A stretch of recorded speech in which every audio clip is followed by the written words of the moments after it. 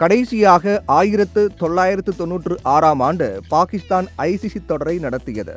29 ஆண்டுகள் கழித்து இந்த 2025ஆம் ஆண்டில்தான் மீண்டும் ஐசிசி தொடரை நடத்தும் வாய்ப்பு அவர்களுக்கு கிடைத்தது. ஆனால் இந்த தொடரினை நடத்தியதற்கு அவர்கள் சும்மாவே இருந்திருக்கலாம்.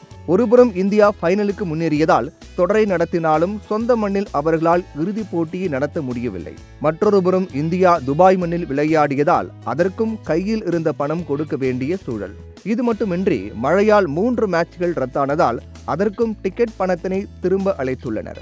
இந்நிலையில் இந்த சாம்பியன் டிராபி தொடர் மூலமாக மட்டும் 195 கோடி ரூபாயை பாகிஸ்தான் இழந்துள்ளதாக தெரிகிறது. துபாயில் இந்தியா மொத்தம் 4 மேட்ச்கள் விளையாடியது. இதற்காக பாகிஸ்தான் கிரிக்கெட் வாரியம் 156 கோடி ரூபாயை அளித்துள்ளது. அடுத்ததாக இறுதிப் போட்டி லாகூரில் இருந்து துபாய்க்கு மாறியதால் 39 கோடி ரூபாயை பாகிஸ்தான் இழந்துள்ளது. இது தவிர்த்து மைதானங்களை புதுப்பித்தது, விளம்பர செலவுகள், டிக்கெட் ரத்து கட்டணம் என மேலும் பல கோடி ரூபாய் நஷ்டம் பிசிபிக்கு ஏற்பட்டுள்ளது. மொத்தத்தில் லாபத்தை விடவும் நஷ்டமே அதிகம் இருப்பதால் ஏந்தா இந்த தொடரை நடத்தினோம் என்று புலம்பும் நிலைக்கு பாகிஸ்தான் தள்ளப்பட்டுள்ளது.